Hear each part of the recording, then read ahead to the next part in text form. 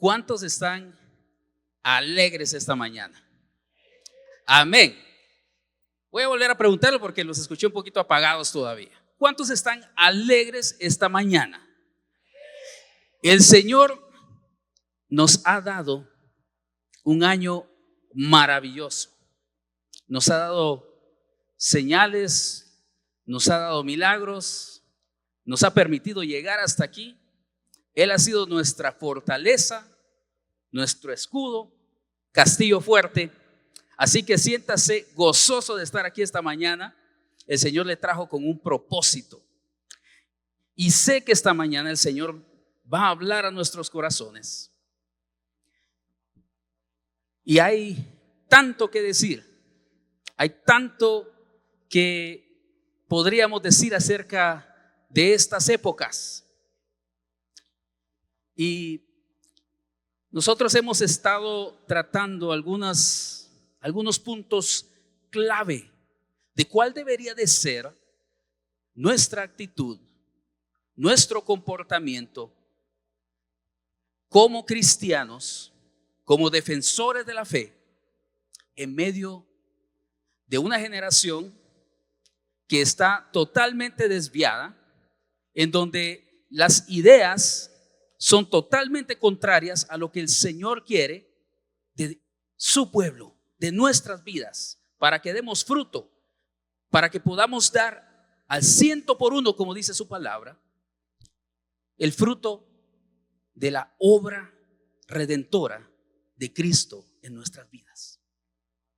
Así que el título de esta mañana, y como el tiempo apremia, voy a pedirle al Señor esta mañana, y quiero que incline su rostro ahí donde usted está, para pedirle al Señor sabiduría, para que esta palabra llegue a su corazón y, como dice la palabra misma, que corte como espada de dos filos en nuestros corazones. Así que ahí donde está, Señor, te damos gracias, Señor, por tu palabra, porque es perfecta en todo sentido, Señor. Porque yo sé, Padre, que en cada verso, en cada capítulo, en cada libro que leía esta semana, Señor, y las semanas de preparación, tú hablabas a mi corazón y tú ponías, Padre Celestial, cuál es el verdadero propósito para tu pueblo, Señor. Que no se trata de fechas, que no se trata, Señor, de seguir las corrientes del mundo, sino, Padre Celestial, de servirte a ti, de seguirte a ti, Señor. Y yo te pido esta mañana que tú prepares los corazones, Señor, y que sea tu palabra y tu Espíritu Santo que hable en esta mañana, Señor, y que sea el soplo de tu Espíritu Santo, Señor, el que convenza nuestros corazones de que tú eres nuestro único y suficiente Salvador. En el nombre de Jesús, amén y amén. Así que el tema de esta mañana se llama discípulos en todo tiempo. Discípulos en todo tiempo. Y sabe que en estas fechas hay tanto que sucede en el mundo, no solo en el mundo secular, sino también en el mundo cristiano, que crea incertidumbres, que crea divisiones, que crea corrientes distintas de qué se debería hacer y qué no se debería hacer. Pero nosotros estamos llamados a ser testigos fieles de Jesús. Estamos llamados a ser cristianos que dan testimonio a otros y que dan fe de quién es Jesús y de cuál es el poder que Él tiene para convencer a otros de pecado. Y quisiera en esta mañana que lo que usted se lleve sea que es el nombre de Dios el que debe ser honrado en todo tiempo. No solo en fechas importantes, no solo en esas fechas de entre marzo y abril, no solo en estas fechas de entre diciembre y noviembre, si lo quiere incluir también, sino en todo tiempo debe ser exaltado el nombre que es sobre todo nombre. Amén. Así que quiero que vaya conmigo al libro de Romanos y vamos a leer Romanos capítulo 2 verso 24. Y acá está la base y el fundamento de quién es al que nosotros servimos, quién es el Dios único y verdadero, el Dios viviente a quien nosotros servimos. Y quiero que lea conmigo lo siguiente. Y dice: porque el nombre de Dios es blasfemado entre los gentiles por causa de vosotros, tal como está escrito. Y quiero ponerlo en contexto. Usted sabe que a mí me gusta mucho ponerlo en contexto cuando doy la palabra del Señor. Y acá en el libro de Romanos, el capítulo 2 es un capítulo sumamente incómodo.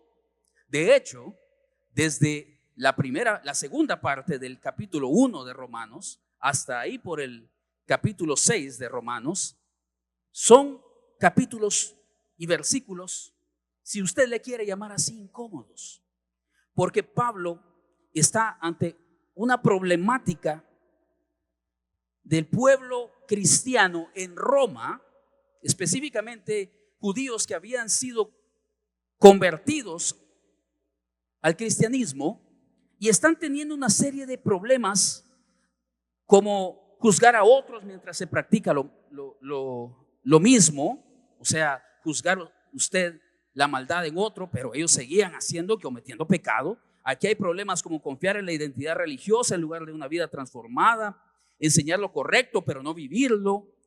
Y escuche, cuando llega al verso 24 de Romanos, está hablando de dar mal testimonio ante los no creyentes. Dar un mal testimonio. Y cita en el verso 24, que es lo que acabamos de leer, que el nombre de Dios es blasfemado entre los gentiles por causa de vosotros. Y esa es una acusación directa.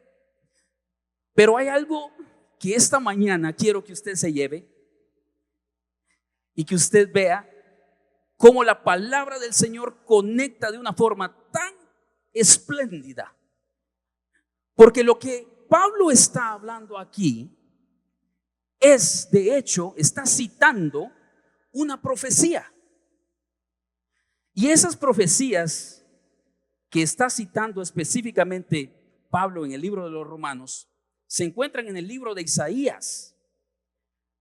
Y sabe que Isaías escribe estas profecías alrededor de unos 600 años, poco más de 600 años antes de la venida de nuestro Señor. Y quiero que vaya conmigo porque quiero que vea qué es lo que dice el libro de Isaías en el capítulo 52 y verso 5. Acá Isaías está haciendo referencia a esto mismo que acabamos de leer. Y dice Isaías 52:5: y ahora, ¿qué hago yo aquí?, declara el Señor, viendo que se llevan a mi pueblo sin causa. También declara el Señor, sus dominadores dan gritos y sin cesar mi nombre es blasfemado todo el día. Vea qué curioso. Y estas son las palabras que Pablo está citando en el libro de Romanos. Y el profeta Ezequiel también profiere las mismas palabras y la misma profecía en el capítulo 36 del libro de Ezequiel. Quiero que vaya conmigo rápidamente porque esto es sumamente impactante. En el libro de Ezequiel, capítulo 36, versos 20 al 23, dice lo siguiente: cuando llegaron a las naciones a donde fueron, profanaron mi santo nombre, porque de ellos se decía: estos son el pueblo del Señor y han salido de su tierra. Pero yo he tenido compasión de mi santo nombre. Este es Dios hablando. Que la casa de Israel había profanado entre las naciones a donde fueron.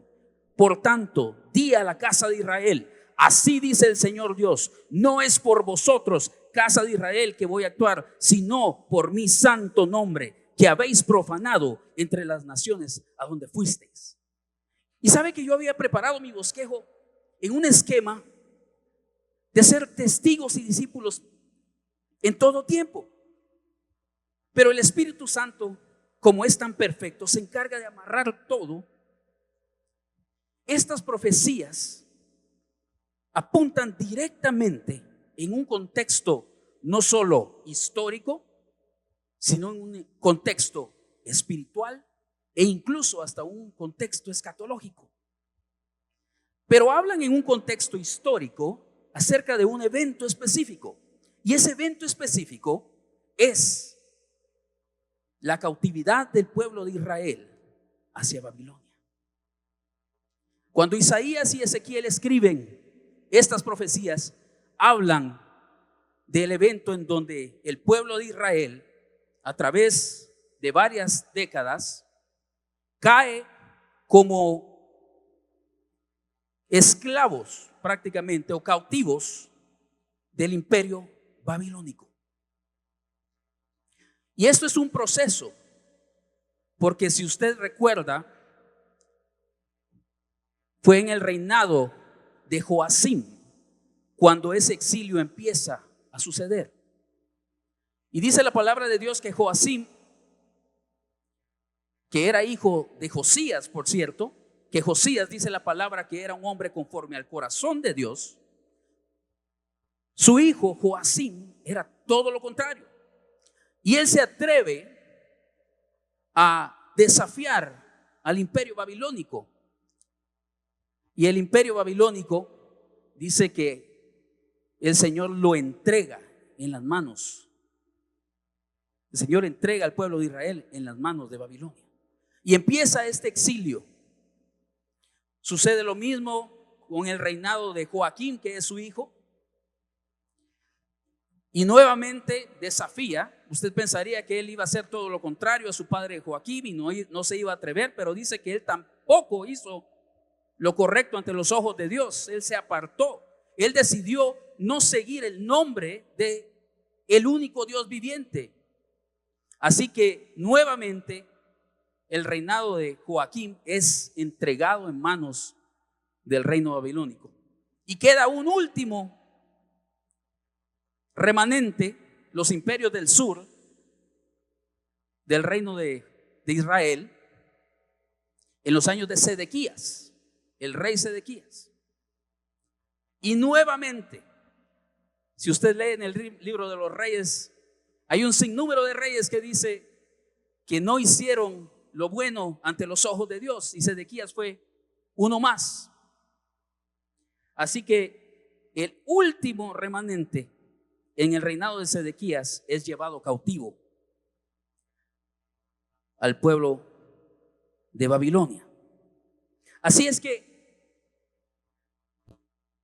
¿por qué Isaías y por qué Ezequías ambos profetizan de que el nombre de Dios es blasfemado?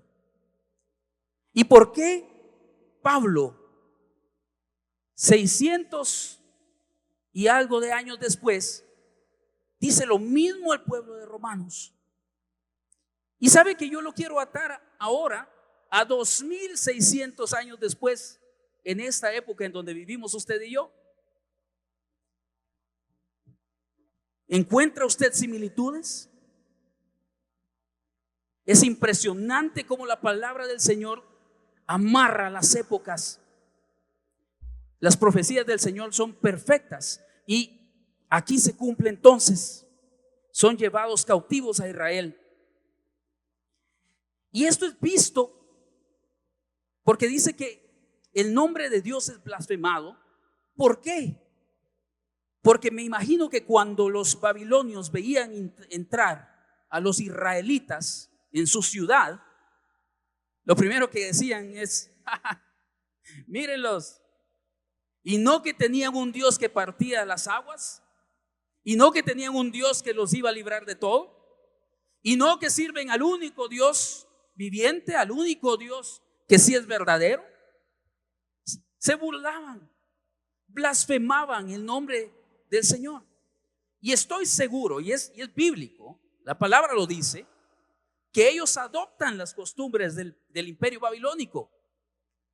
Porque es inevitable cuando usted es trasladado a una nueva cultura que usted que a usted no se le pegue algo. Ya lo había dicho por ahí en algún momento, en alguna otra prédica, ¿verdad? Si usted tiene parientes que viven en el extranjero, obsérvelos. Traen algunas palabritas por ahí extrañas, ¿verdad? Y modismos que usted y yo acá no utilizamos. Es inevitable. Así que los dos contextos, tanto de los cristianos en Roma, ellos no estaban dando buen testimonio, como tampoco el hecho de haber sido conquistado el pueblo de Israel por falta de servir el nombre de Dios Todopoderoso. Habían sido llevados cautivos y ahora eran esclavos y no daban testimonio del Dios que todo lo puede, del Dios que salva, del Dios que redime, del Dios que protege. Así es que, ¿quién es el Dios que adoramos? ¿Usted se ha puesto a pensar qué dice la palabra? Y quiero llevarlo rápidamente al libro de los Salmos, capítulo 19, versos 1 y 2. ¿Qué dice ahí? Dice que los cielos cuentan la gloria de Dios y el firmamento anuncia la obra de sus manos. Los cielos cuentan la obra de Dios. Y mire, yo sé que estas son épocas en donde son tiempos de alegría, que son tiempos en donde nos reunimos con familia, con personas del trabajo, nos reunimos en diferentes lugares, pero también son un momento de gran exposición espiritual. Son momentos en donde tanto usted como yo estamos llamados a ser valientes, a dar testimonio, a ser un ejemplo de fe. Debemos de cuidar nuestro testimonio en todo tiempo. Y en medio de todo esto, quiero exponer algo que amarra perfectamente con ser discípulos en todo tiempo, pero no solo discípulos de este tiempo, y cuando digo eso digo de esta generación, sino de ser discípulos cuyo carácter, cuya influencia trasciende, no solo en los ambientes en donde usted se desenvuelve, sino más allá, a través del tiempo incluso. ¿Por qué amarró Pablo una profecía de Isaías de hace 600 años acerca del nombre de Dios? Y yo me ponía a pensar que estas épocas se habla acerca de reyes magos, ¿verdad? Que vienen de Oriente. Y vea qué interesante y qué perfecta es la palabra del Señor. Porque cuando empieza a hablar acerca de esto, yo quiero ponerle un poco de historia a esto. Estos magos que vienen de Oriente, según los estudiosos y específicamente un historiador llamado Herodoto, habla acerca de estos magoi, o personajes que vinieron de Oriente y sirvieron y traían regalos a Jesús que había nacido. ¿Y por qué amarro esto a la profecía de Isaías? Y es porque todo amarra perfectamente en un contexto histórico. Y es que cuando llega el pueblo de Israel a Babilonia, van con ellos algunos muchachos. Y yo me pregunto, ¿cómo es que de un imperio que es medo-persa, que es específicamente Babilonia, es un pueblo árabe, con costumbres totalmente distintas a las costumbres judías, que no tiene ninguna relación el Dios de su fe con el Dios de la fe que nosotros profesamos, que es una fe judeo-cristiana? ¿Cómo es que amarra el que estos hombres que vienen de Medio Oriente, quién los influyó para que siguieran la estrella y llegaran a este lugar en donde estaba el Redentor, del quien en el libro de los Salmos dice que los cielos cuentan la obra de sus manos?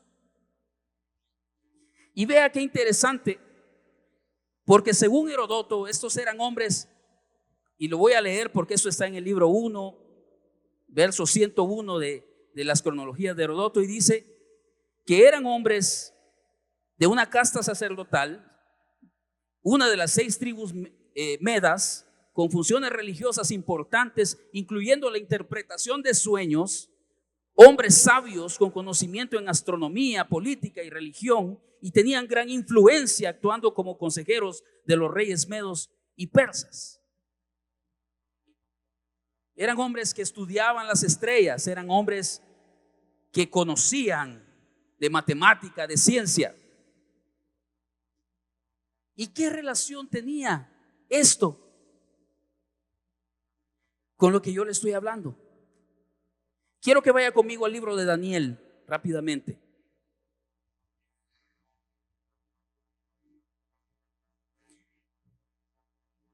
Y dice lo siguiente, en el verso 2: y el Señor entregó en sus manos a Joacim, rey de Judá, y algunos de los utensilios de la casa de Dios los llevó a la tierra de Sinar, a la casa de su Dios, colocando los utensilios en la casa del tesoro de su Dios.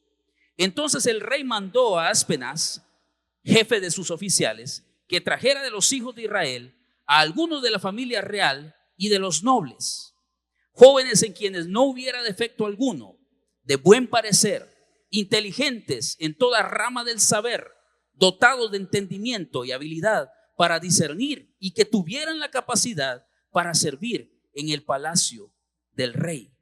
Y le mandó que les enseñara la escritura y la lengua de los caldeos. Así es que la profecía de Isaías, la profecía del profeta Ezequiel, se estaba cumpliendo con la llegada del pueblo de Israel. Entonces el rey Nabucodonosor se le ocurre una idea: mandar a traer a jóvenes, pero no cualquier joven. ¿Qué dice acá? Jóvenes sabios, miembros de las familias reales, bien parecidos, y que sean dotados de sabiduría, que sean vistos, que hablan diferente. Y estos son los muchachos que son llamados al palacio del rey. Y yo quiero que usted piense por un momento cómo Satanás utiliza todas las pasiones de este mundo para corromper nuestro corazón. Y a estos muchachos no los llevaron a cualquier lugar, los llevaron a nada más y nada menos que al imperio más grandioso de la época en Medio Oriente, al imperio de Babilonia. Y son llevados nada más y nada menos que al palacio del rey.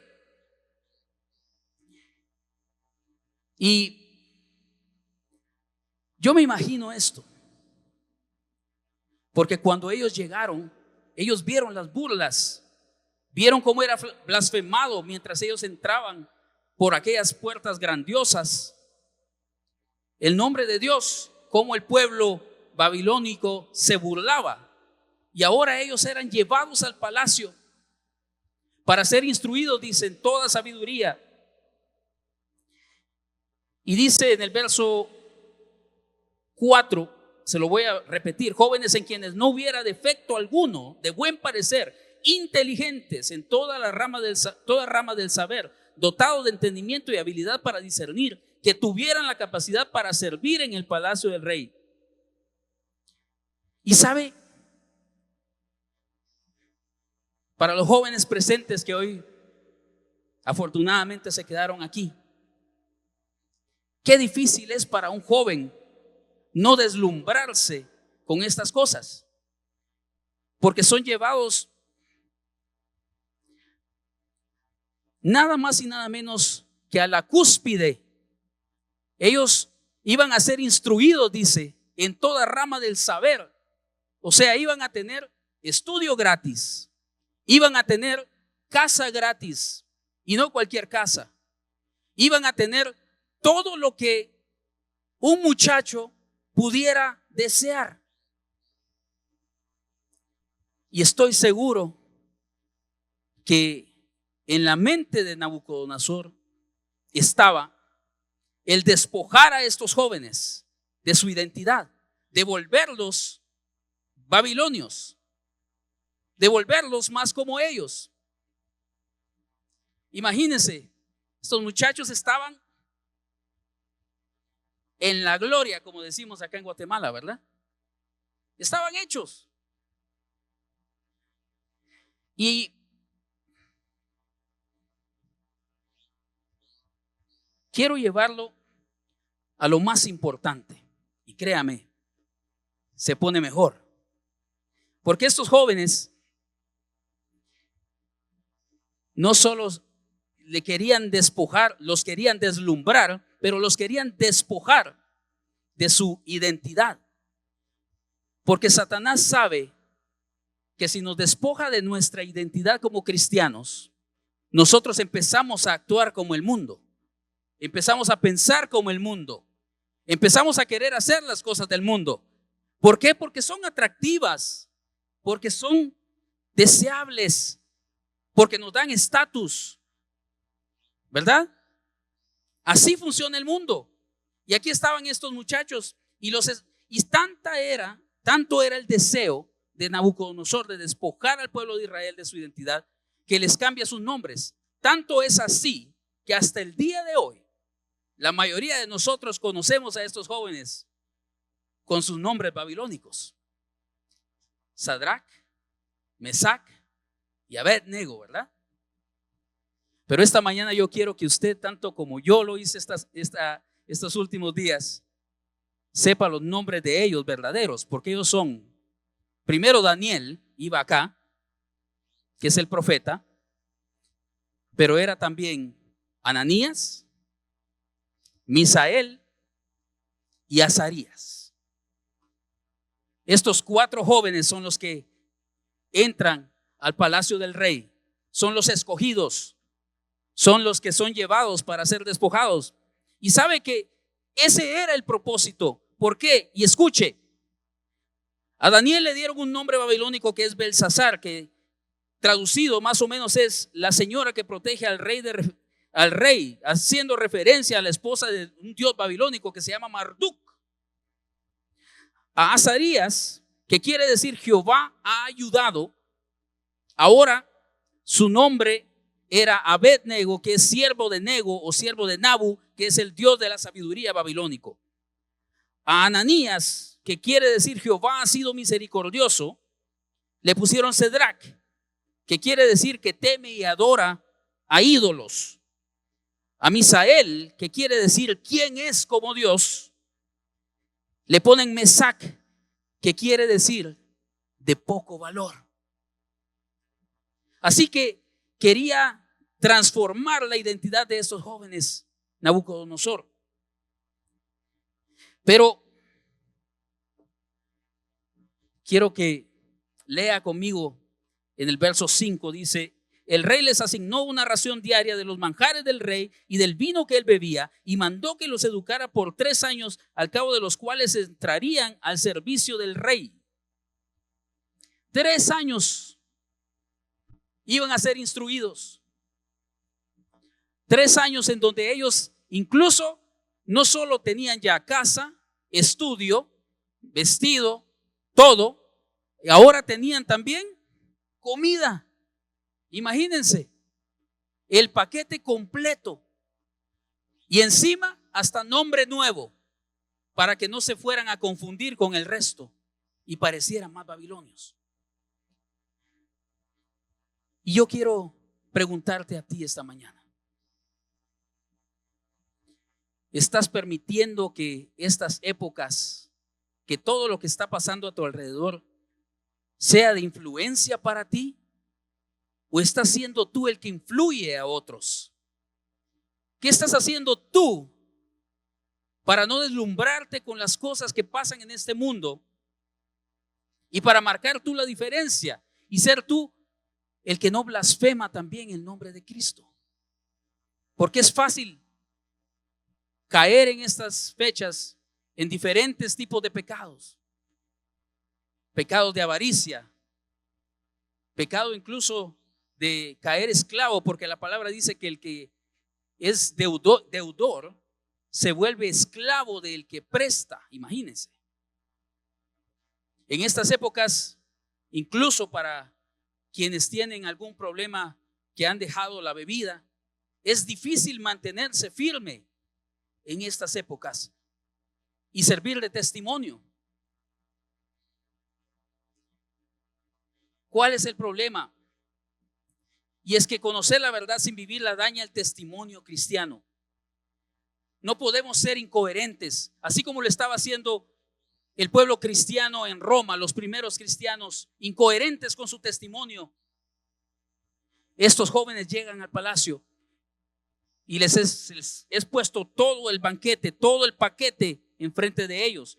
Pero dice en el verso 6: entre estos estaban Daniel, Ananías, Misael y Azarías, de los hijos de Judá. Y el jefe de los oficiales les puso nuevos nombres. Se propuso Daniel, verso 8, en su corazón no contaminarse con los manjares del rey, ni con el vino que él bebía, y pidió al jefe de los oficiales. Y el jefe de los oficiales dijo a Daniel, y pidió al jefe de los oficiales que le permitiera no contaminarse. Dios concedió a Daniel hallar favor y gracia ante el jefe de los oficiales, y el jefe de los oficiales dijo a Daniel: temo a mi señor el rey, porque él ha asignado vuestra comida y vuestra bebida, porque ha de ver vuestros rostros más macilentos que los demás jóvenes de vuestra edad. Así pondríais en peligro mi cabeza ante el rey. Daniel dispuso con valentía no contaminarse. ¿Te recuerdas la profecía en Romanos de Isaías? Que el nombre de Dios era blasfemado.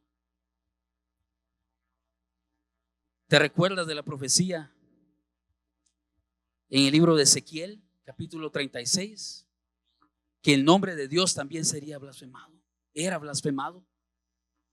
En estas profecías también había una promesa. Y era que iban a ser redimidos también de la opresión. Y recuerdas que te dije que había un contexto histórico, pero también un contexto espiritual. Y es que estos jóvenes, Daniel, Ananías, Misael y Azarías, empiezan a influir dentro del palacio del rey. ¿Qué hacemos nosotros para poder influir la vida de otros? ¿Cómo estamos marcando la diferencia?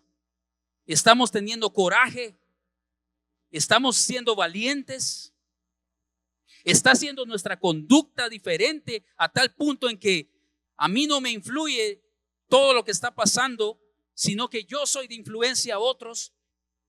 ¿Está siendo el nombre de Dios exaltado con tu vida y la mía?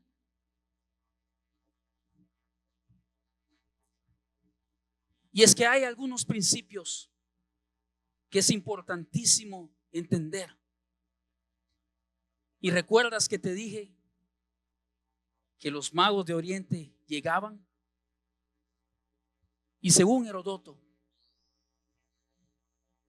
estos magos de Oriente habían sido influenciados, eran hombres sabios, hombres instruidos en los astros. Y Hay un teólogo del siglo IV que se llama Orígenes, y este estudioso de la palabra, y algunos estudiosos de teólogos también creen que específicamente estos magoi, estos personajes que llegaron a adorar a Jesús, venían específicamente del pueblo de Babilonia. Eran caldeos. Y Orígenes cree que ellos fueron inspirados en Babilonia, y de alguna forma ellos tenían esta profecía, la habían leído en el libro de Números. Y quiero que vayas conmigo rápidamente al libro de Números, capítulo 24 y verso 17. Y dice lo siguiente: lo veo, pero no ahora. Lo contemplo, pero no cerca. Una estrella saldrá de Jacob, y un cetro se levantará de Israel, que aplastará la frente de Moab y derrumbará a todos los hijos de Set. Y los estudiosos y Orígenes creen que ellos habían sido inspirados desde 600 años antes por esta palabra en el libro de Números. ¿Te recuerdas que eran estudiosos? Y quiero que regreses conmigo ahora al libro de Daniel.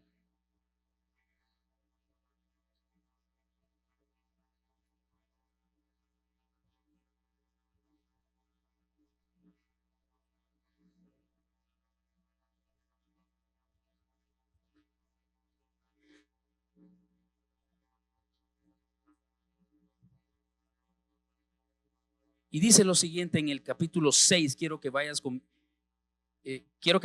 a los versos 17 al 20. Capítulo 1 de Daniel, versos 17 al 20, dice lo siguiente: a estos 4 jóvenes Dios les dio conocimiento e inteligencia en toda clase de literatura y sabiduría. Además, Daniel entendía toda clase de visiones y sueños. Al cabo de los días que el rey había fijado para que fueran presentados, el jefe de los oficiales los trajo ante Nabucodonosor. El rey habló con ellos, y de entre todos ellos no se halló ninguno como Daniel, Ananías, Misael y Azarías. Entraron pues al servicio del rey, y en todo asunto de sabiduría y conocimiento que el rey les consultó, los encontró 10 veces superiores a todos los magos y encantadores que había en todo su reino. Habían sido estos jóvenes que habían influido, que no se habían dejado influenciar, que habían sido valientes, que habían defendido el nombre que es sobre todo nombre, que habían influenciado a aquellos hombres. Y 600 años después, estos sabios, estos magos, como les llama, que no era específicamente magos, sino eran de una casta sacerdotal, ven la estrella.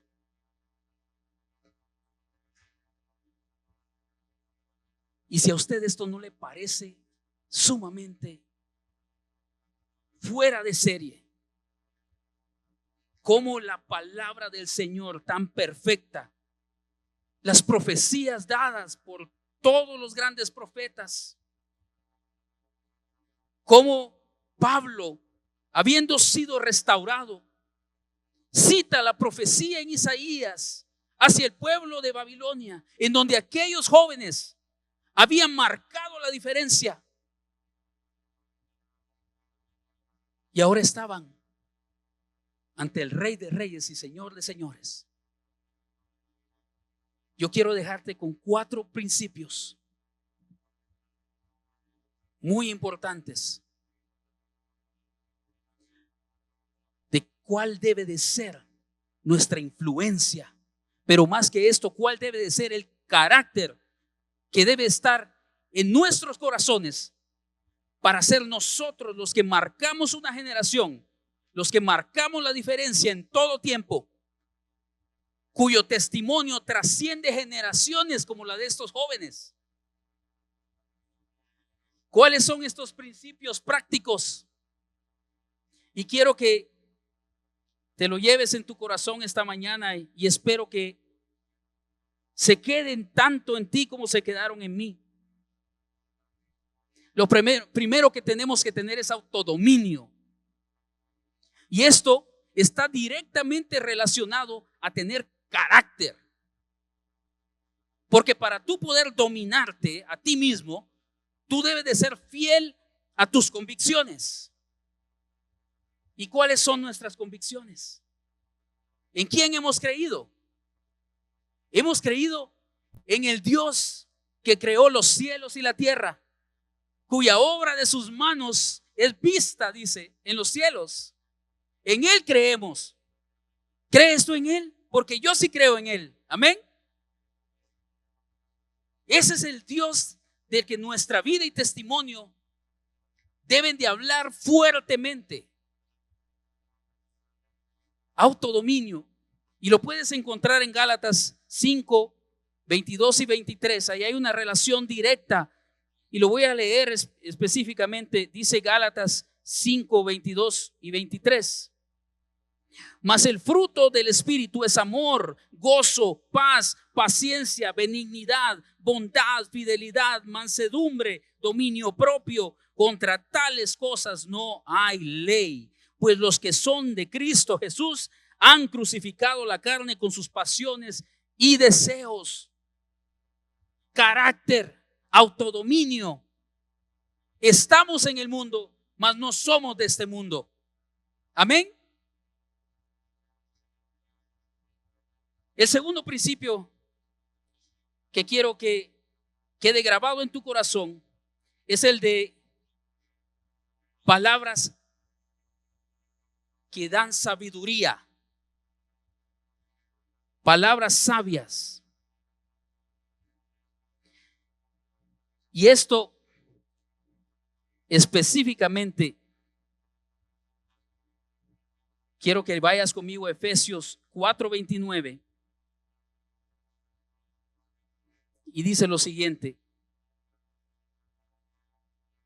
no salga de vuestra boca ninguna palabra mala, sino solo la que sea buena para edificación según la necesidad del momento, para que imparta gracia a los que escuchan. ¿Te recuerdas qué hizo Daniel en el palacio del rey? ¿Qué dispuso en su corazón? No contaminarse. ¿Tú crees que no lo vieron los demás? A tal punto que el encargado, el jefe de estado, del Estado Mayor de Babilonia, no quería hacerlo. Pero Daniel, Ananías, Misael y Azarías eran fieles y hablaron con palabras sabias. El tercer principio que debe reinar y gobernar nuestras vidas es el respeto. Y eso está directamente ligado a ser devotos. No son creencias. Yo sé que el mundo sí celebra en estas fechas el nacimiento de Jesús. Nuestra iglesia entiende perfectamente que no es esta fecha. Lo sabemos. Pero estamos en el mundo. Y no puedes cerrar tus ojos y pretender que vas a tapar el sol con un dedo. Tú estás ahí en medio de todo. Tu trabajo y el mío es ser respetuosos de la palabra. Ser sabios en lo que decimos. Ser valientes. Ser fieles a la palabra del Señor. Y el cuarto principio es que somos representantes de Cristo en esta tierra. Y aquí quiero dejar este principio y atarlo directamente a tener valor. Quiero que vayas conmigo a Segunda de Corintios, a la segunda carta a los Corintios, capítulo 5 y verso 20, y dice lo siguiente, y voy a pedirle voy a pedirte que prestes mucha atención a esto. Dice: por tanto, somos embajadores de Cristo, como si Dios rogara por medio de nosotros. En nombre de Cristo rogamos, reconciliaos con Dios. En otras palabras, ten valor, sé firme, porque yo no sé tú, pero yo sé a quién he creído. Y es el único y suficiente Salvador. Nosotros creemos en quien ha venido a este mundo. No tendríamos una fe bien fundamentada si no creyéramos firmemente que Dios envió a su Hijo a este mundo, que Él vino a salvarnos por medio de su muerte y muerte en la cruz, pero que Él resucitó también de los muertos. Ese es el fundamento de nuestra fe cristiana. Y Daniel, Ananías, Misael y Azarías, 600 años antes, sin conocer el nombre de Cristo, conocían una verdad importante, y es que ellos servían al Dios vivo, al Dios que es único y suficiente, al único y verdadero Dios. Estos jóvenes tuvieron autodominio, palabras sabias, respeto, eran representantes de Cristo, tenían valor. Y fue tanta su influencia, y su testimonio gritaba tanto a los cuatro vientos cuánto ellos amaban a Dios, que toda una generación fue influenciada. Ellos no se dejaron influenciar, ellos fueron agentes que influenciaron a tal punto que ahí se encontraba estos discípulos, si lo quieren llamar así, estos hombres, estos personajes que no tenían nada que ver con la fe de Cristo, ahora se encontraban allí, marcados por una profecía de que una estrella de Jacob iba a anunciar el camino, iba a guiar el camino. Y ellos habían llegado a aquel lugar, ahora no a burlarse, como lo hicieron cuando entraron por las puertas de Babilonia. Ahora llegaban a adorar al Cristo, al Mesías, al Salvador del mundo.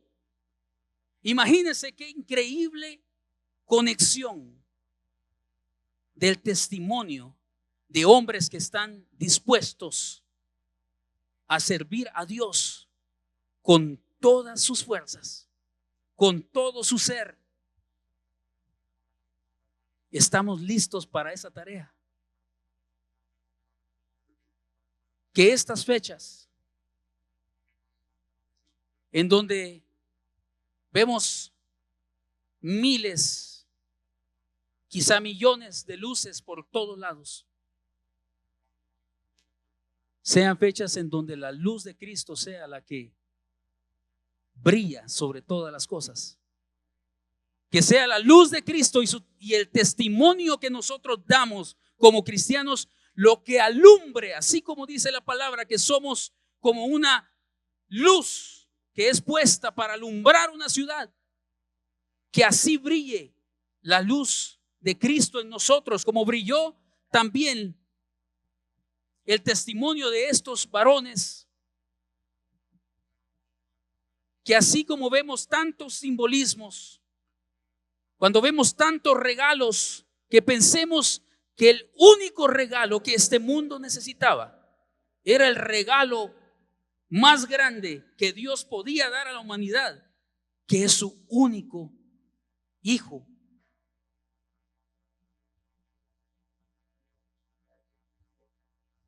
Estamos llamados a celebrar con gozo y sabiduría, sí, en todo momento, no solo en estas fechas, todos los días de nuestra vida, los 365 días del año, son una oportunidad para poder contar las grandezas y la gloria de nuestro Dios. Esa es la iglesia que Cristo quiere. Ese es el tipo de cristiano que Dios quiere. Yo no sé si esto no marca un antes y después. Sé que para mí lo hizo. Hay verdades en la palabra de Dios que son reveladas a sus hijos.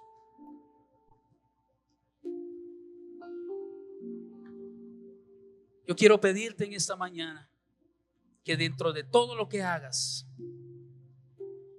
evita ser una piedra de tropiezo para otros. Tú estás llamado a influenciar.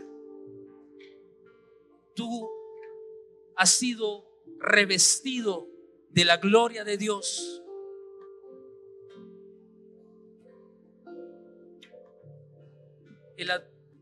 La natividad de Jesús es innegable. Innegable. Es un suceso que marcó y rompió la historia. Literal, la partió en dos. El antes y después de cómo nosotros medimos nuestro tiempo fue marcado por ese evento. Pero debe ser un evento que transforma nuestras vidas a tal punto que el único deseo que brota de nuestro corazón es el mismo deseo que brotaba en aquellos muchachos 600 años antes de que la profecía fuese cumplida de Isaías. Porque así como Isaías había profetizado sobre el pueblo de Israel que sería llevado cautivo y que esos jóvenes fueron presionados a tal punto de querer destruir su identidad de quienes ellos eran, con nombres que exaltaban el nombre de Jesús, el nombre de Dios.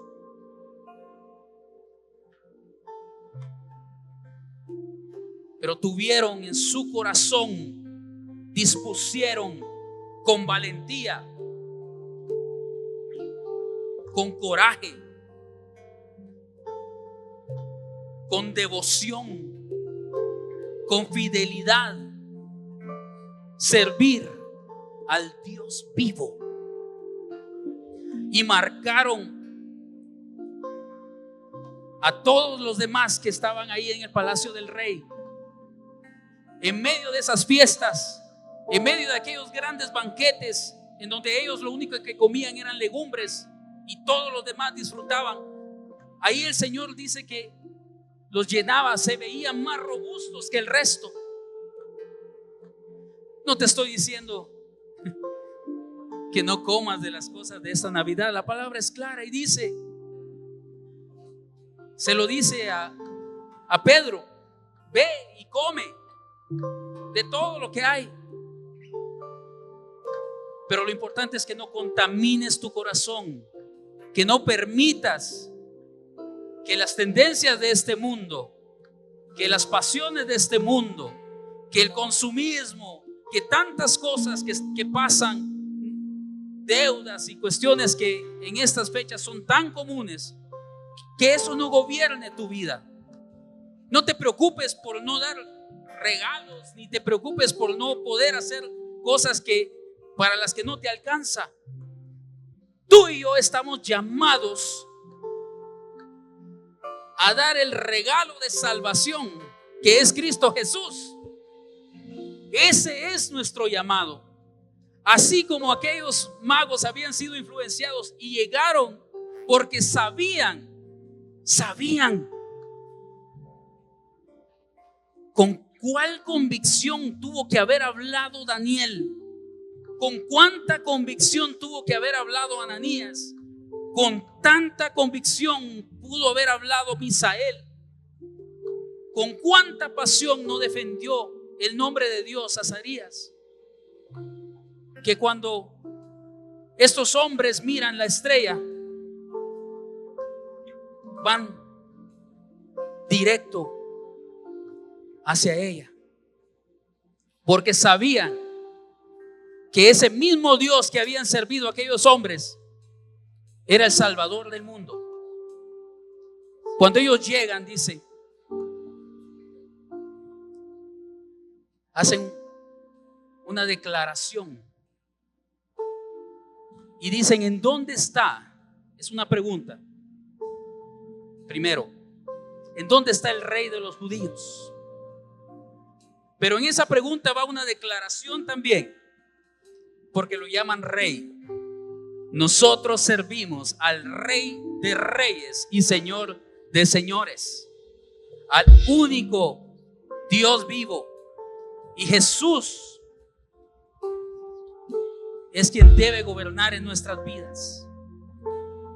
¿Sabemos en quién hemos creído, mis hermanos? Hemos creído en el Salvador del mundo. La pregunta es: ¿será Dios honrado o deshonrado por nuestra conducta en esta temporada? Los romanos, los cristianos en Roma no estaban siendo de buen testimonio, como tampoco el pueblo de Israel cuando entra a Babilonia fue de buen testimonio. Blasfemaron el nombre de Dios, lo blasfemaban en todo tiempo. Pero la promesa era que vendría la redención y la salvación. A nosotros ha llegado la redención y salvación eterna. ¿Recuerdas que te dije que había un contexto histórico? Había un contexto espiritual y también un contexto escatológico, y es que esa es la promesa para nosotros.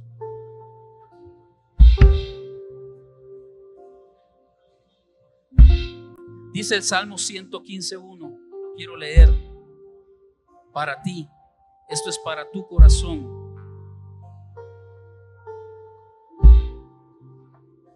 Salmo 115:1 dice: no a nosotros, Señor, no a nosotros, sino a tu nombre gloria, por tu misericordia, por tu fidelidad.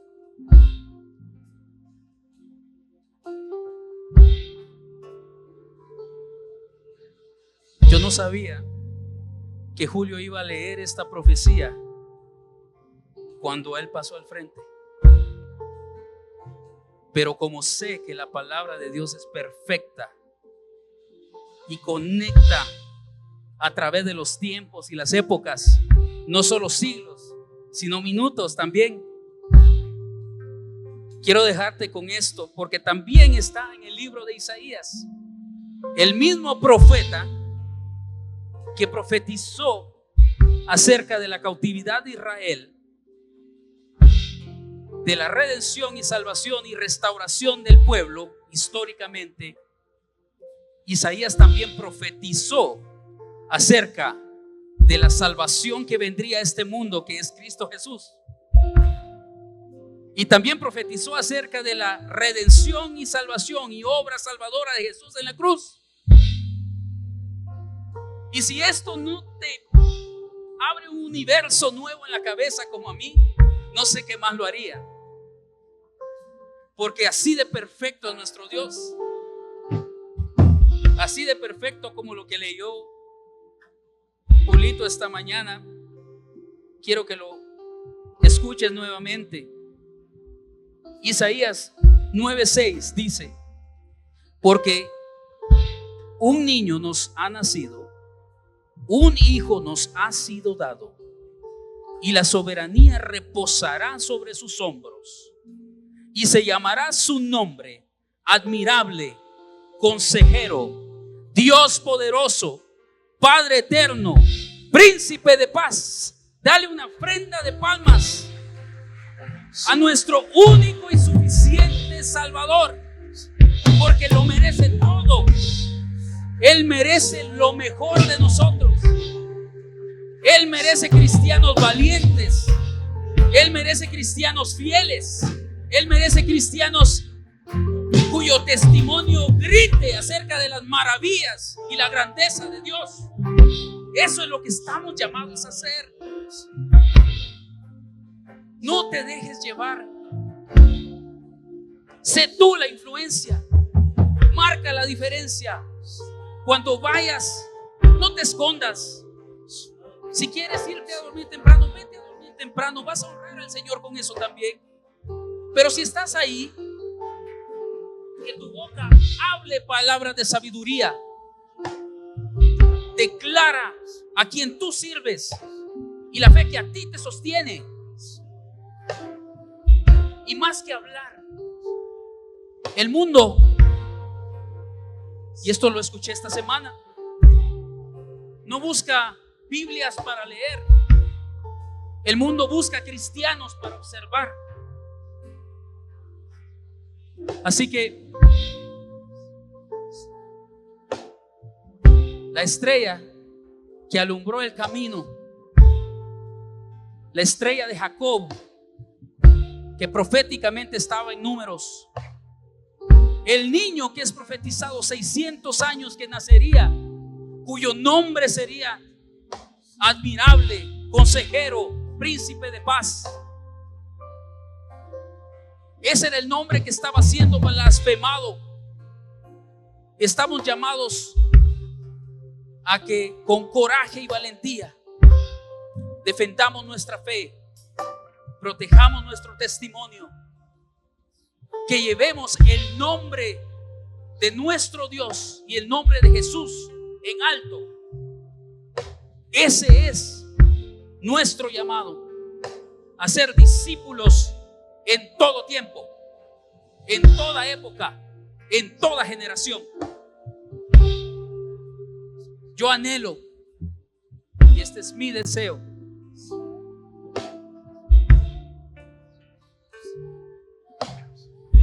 que algún día,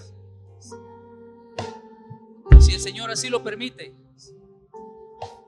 cuando estén mis nietos y los nietos de mis nietos, viva Dios, y ojalá así sea, que se recuerden a quien yo serví y a quien yo defendí, a quien yo declaré y a quien yo serví. Y lo mismo le pido a Dios esta mañana para tu vida, que tu testimonio y tu vida trascienda más allá de lo que ves esta mañana, y que anunciemos, así como lo hizo la estrella de Jacob, al Cristo viviente, al que ahora salva al mundo de todo pecado.